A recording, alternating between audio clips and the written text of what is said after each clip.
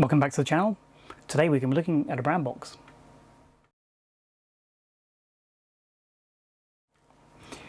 Obviously we're not looking at the brand box, we're looking at what's in the box, and in this case it's a bunch of PCMCIA cards. Now in themselves they're actually not that exciting in many ways, particularly in 2024. Most of their functionality has been replaced by other things, and if you ever see them on eBay for sale, they're often things like modems without their dongles, which makes them essentially useless. But there were two things in here that caught my eye that I thought I should consider bidding on this bunch of cards. So let's open up and I'll show you why. There's actually more than two things, but two important things. So the first thing is right here on the top. It's a Ethernet card, but it's actually got its dongle. In this case, it's actually a credit card Ethernet 10 from Zircon. It's got this dongle attached, which is actually a modem cable, so maybe it's a combined card, I'm not sure. But it's nice to get them with their dongles attached, otherwise they are essentially a waste of space. So that's nice. There's also a second one in here. This one is advertised as a 10100 and a modem, so this connector probably connects in here as well. It does. Don't have the Ethernet connector on this dongle, unfortunately, but you know, something's better than nothing. So, you know, that was a little bit of a bonus. That's not why I bought it though. In here you got all the usual stuff. You got more modems, lots of different brands of modems. This is a WorldPort dual standard from US Robotics, and it's a standard PCMCIA card. Needs a dongle. Without that, you can't really connect it to anything. So, you know, it's got a case that might be useful for the case itself. But the modem inside essentially now is useless without the dongle. If you have any of these and you've got random bits of cabling lying around, you'll probably find the two go together. So not that interesting in that case. I'm not going to keep that one. The other thing that often turns up in these is loads and loads of wireless network cards, including one here from Nokia. This is a D211, and it seems to be kind of slot in the front. There's something you might be able to adjust, I'm not sure. That's where you put the SIM card in and then use that slot to remove the SIM card. That's what it's for. So this does wireless LAN, and it's got a GPRS transmitter in it as well, hence the Nokia branding. So that's quite cool. I don't know what brand of Wi-Fi that does, so that's quite nice. And again, that one comes with a case. Now GPRS has been turned off in the UK, so again that is now pointless from a GPS point of view, but wireless LAN might be useful. And what's actually one of the problems with these wireless cards is that the drivers are often not available for Windows 95. So the older you can get these, the better. There's a good chance this one might have a Windows 95 driver. I will need to check. But it's the same with all the other wireless network cards in here. Here's a Netgear one, for example. We can tell this is a more recent one because it's got this weird bit across the front, which means it's a later revision. I think this means it's card bus compatible. So so we know this is probably going to be a G. So no, it is a B, WN511B, so that's 802.11B, and so, you know, it might have drivers for Windows 95, but it might not. But here, it's got on the back, PC card, as PCMCI came to be known, card bus, and it's the lower voltage one. So that's quite cool. That might have Windows driver. This probably will have Windows drivers. So that's quite nice, but again, I don't know how functional that is going to be, how useful it's going to be to an old laptop. Got another one here. This one's a Buffalo branded AirStation, 11 megabits per second. So again, that's a 802.11a, no, 802.11b, a little bit more compact than the other one. So that's a Type 1 card, whereas this is a Type 2 card, I think, judging by the thicknesses. I haven't checked yet whether that's got drivers for Windows 95. I'm just looking to see if there's a revision on the back. Can't see anything, but it tells us it's a 5 volt 16-bit card, so it's an older design, so it potentially could have. So that's quite nice. Then we've got another one. This one is a Linksys branded one. So this is wireless G, so this is 802.11G. So this is going to be newer. Probably a good chance that won't have Windows 95 or Windows 98 drivers. Again, it's card bus, so you need a fairly kind of late laptop for that. But again, potentially nice to have. And here's another one. This one's a Belkin one. A lot of the manufacturers, including Belkin, were terrible. They changed the chipsets in these cards all the time. And so the drivers didn't work between revisions. And you had to look very carefully at what version it was. So this is a version 3, and specifically for the UK. So you need to get the right drivers. There's not going to be a Windows 95 driver for this because it's a wireless G, I suspect. But you know, for a Windows 2000 laptop, that might be useful if you haven't got built-in Wi-Fi. Next we've got this one. This is a US Robotics again. So this is a 33.6 fax modem.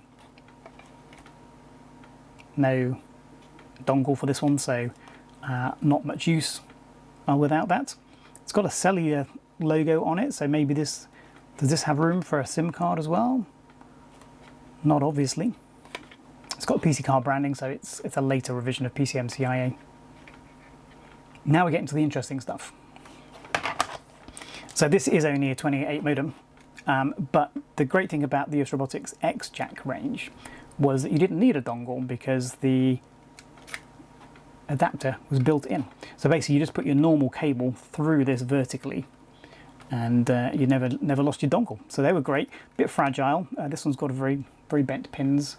Don't know if you can see that very well, but a great idea from US Robotics. Came a little bit late to the market. Otherwise I think other people would have licensed that off them. So I quite like this. I've actually got a network version of this with the X-Jack. I think that's quite a cool engineering solution to your limited space and dongle problem. So I'm glad to have that in my collection. I'll straighten those pins up. But now we get into the very interesting stuff. So here we've got a memory card adapter. Now actually they're not that uncommon these days, but most of them are compact flash to PCMCIA, and this one is actually for memory stick and SD card. So that's nice to have. So it takes memory stick, smart media, and SD cards and MMCs. So it's a 4-in-1 card reader. This is a Sitecom branded one, but they're actually quite useful to have. The compact flash ones have certain advantages in that they're native IDE, so in terms of drivers they don't need any. This may require a driver depending on what the chipset is inside. I haven't researched that yet, but that's a good card to have, and I don't have one of those. So we're coming down to the two very interesting things now. So this Toshiba branded PCMCIA card is actually a portable hard disk. This is actually a physical spinning mechanical disk fitted into a Type 1, might be a Type 2 PCMCIA card. That is cool. That is a good bit of engineering. This was actually first started by IBM with a 340 something megabyte drive.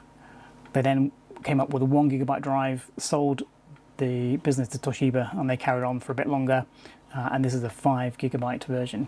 So, you know, that's nearly the same size as a kind of the hard disk that would have been inside your laptop. So you can basically double the storage with one of these little cards. Amazing idea. It never really caught on because, you know, CD-ROM started being built into laptops, and flash media a few years later kind of negated the need for them. But a very cool bit of engineering from that period. So we're going to see if this one works. A lot of them don't, unfortunately. They've had a bit of a hard life. This one rattles a bit. So most of them don't work anymore, but it'd be nice to see if we can plug that in and see what's on it, if it works. And finally, the last thing that caught my eye was this. So this isn't a modem or a network card. This is actually a VGA adapter, and this dongle, let's take it off, has a VGA connector on it. So you can, in theory, connect an external display to your laptop if it hasn't got a native VGA. And a lot of laptops do have a native VGA, but a lot of compact Palm tops don't. So things like Windows CE devices. So this would have been a game changer for you if you had a Windows CE device and you wanted to share your presentation on the projector. You can plug this in and connect your projector to it. So again, I don't know if this is working. I suspect finding the drivers for this is going to be tricky, but it is a very cool bit of PC card history. So there we go. So I'm not going to try all of these cards, but I am going to try this one and to this one. We've got a suitable section of laptops to try it in, but first of all I've got to find some drivers for this card. So to test the Toshiba hard disk, we are going to use this rather lovely Compaq Armada M300. It's an ultralight Pentium 3 machine. This has got the 1024x768 screen, a lovely little machine. It's running Windows 98 SE. Let's plug this in and see if it works.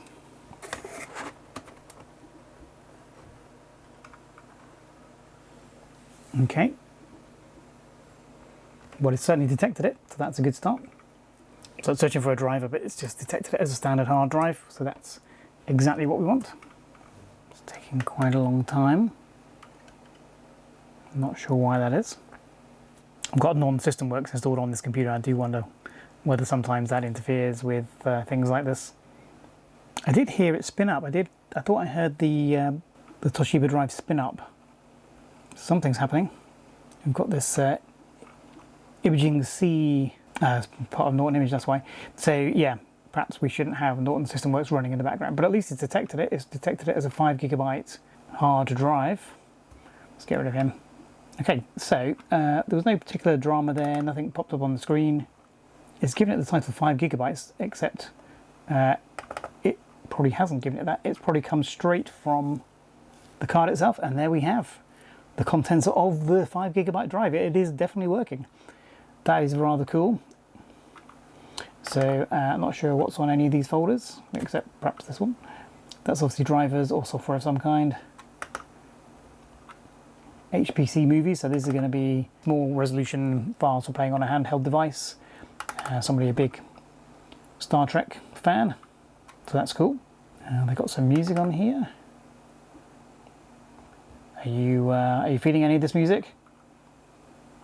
What does PC say? I'm guessing that's more software. HPC development. Okay, so some toolkits for developing software. Cool.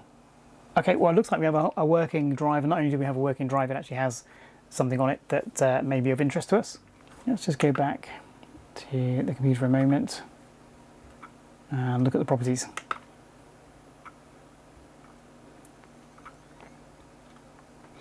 So I can hear it spin up. So it was obviously spun down. It spins down very quickly, I think, to save battery, which makes sense in a portable format drive. So here we are. 5 GB is the label given to it by the previous owner. It's got about 4 gigs worth of space that's used, and just under 3/4 of a gig that's not used. Yeah, it appears we have a fully working 5 gig hard drive, which will fit in any PCMCIA slot. Okay, for the rest of the video, we're just going to call them PC cards, all right? Even if that isn't technically correct. So let's eject it, so we don't corrupt the file system. There we go. Okay, one success. So I've just taken it out the computer, and it's not warm at all or anything. It doesn't feel like it's got a high friction bearing in there or anything. It still seems to be completely fully functional, which is very, very nice. Should we try it on a different device? So this is a Packard Bell EasyMate. They are great little Windows CE handheld computers.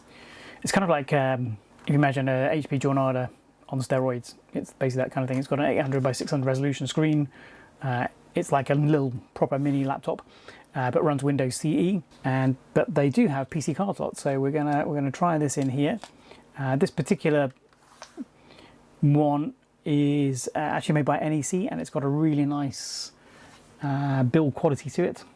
So let's plug this in and see what happens.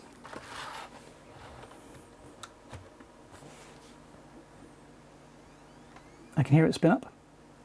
These spin at about...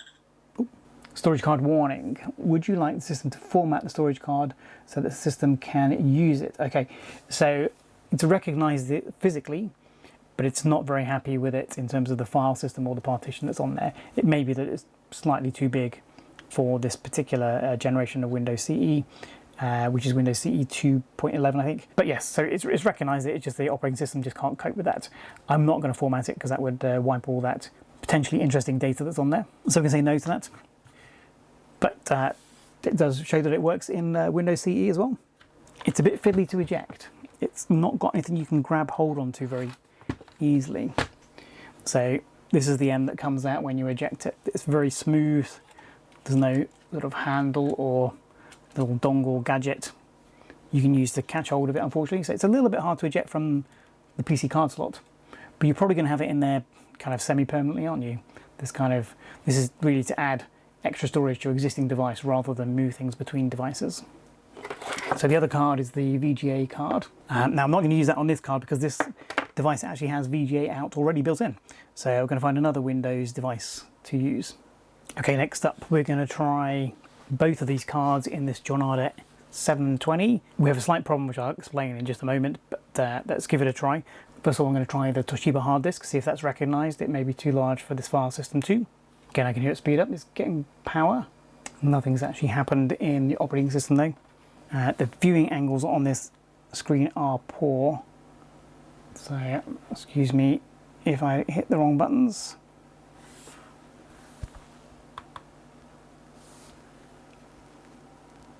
Okay, storage card 2 and storage card have appeared. So that represents the PC card slot and the compact flash card slot. Doesn't look like it's letting me select storage card. Now hey, storage card 2, look at that. So we have here the same folders that we saw when it was in the Windows 95, the Windows 98 PC. Excellent, so it is recognised and we can use this from within the Jornada 720. That's great, that's brilliant in fact. Let's see if we've got a media player that can play any of these. Yeah. So unfortunately not on this system by default, but it's able to read the device, which is great. So let's eject that. We're going to try this video card. The problem that we've got that I alluded to earlier on is that archive.org has been hacked and unfortunately is actually shut down currently. So even if this does work, I can't download any drivers. There are some drivers on HPC Factor, but I can't have access to those just at the moment either. So we may not be able to get this working in this video, unfortunately. But let's plug it in, see if it's at least recognised.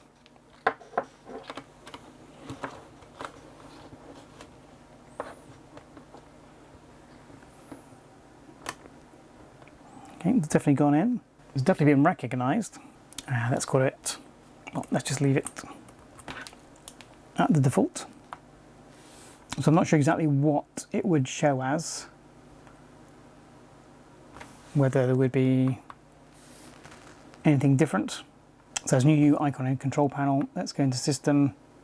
There's nothing in there that alludes to having a video card installed.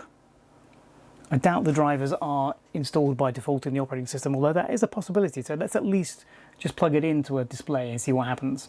So here we have the comically dwarfed Jornada 720 next to this Dell monitor. We've got a VGA cable here. Let's plug it in.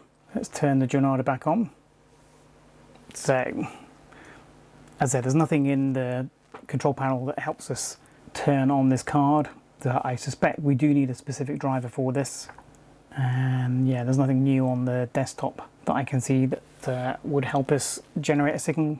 So yeah, unfortunately that hasn't generated a signal out via this cable. So we don't know if the card's not working or whether it's just not working because we haven't got any drivers installed. Unfortunately, we can't do that today because of Internet Archive being hacked. So we're going to have to end the video at this point, unfortunately, but we will definitely be revisiting both this device and this dongle. So there you have it, a box of PC cards. Some interesting, some not so much. I'm really glad this Toshiba 5 gig hard drive is working. That is a really amazing result. We don't know whether this color graphic VGA card is working. There's a chance it is, we just need to get the drivers, and at the moment Internet Archive is down, which is the most likely place I can get a driver in a hurry. I can potentially get a driver from HPC Factor, but you can't do it straight away. So we won't know in this video whether this card is working. As far as the Wi-Fi cards go, I've had a look and the earliest driver I can find for about half of them is for the Windows 98 SE. I can't find Windows 95 drivers for any of them. So from an early Windows point of view, they're not going to be that useful. Most Windows 98 SE machines don't have Wi-Fi built in, so they're going to be useful in that sense. But it's the Windows 95 computers I'm particularly keen to get a Wi-Fi card for, particularly as a lot of them don't have built-in networking. Quite a lot of machines that have Windows 98 as their operating system do actually come with some form of wired network built into the machine itself. It's the Windows 95 machines that tend not to have, and that's why these PC card Wi-Fi cards can be useful. Anyway, I think I got lucky there with a nice box of PC cards. If you've got any good PC card stories, the only PC card that I haven't got that's on my wish list is a decent sound card. Hopefully one day I'll crack one of those. What are your thoughts? Have you got any interesting PC cards? Let us know in the comments down below. Meanwhile, if you're enjoying the channel, don't forget to subscribe. And if you're interested in these kind of videos, you may be interested in this one.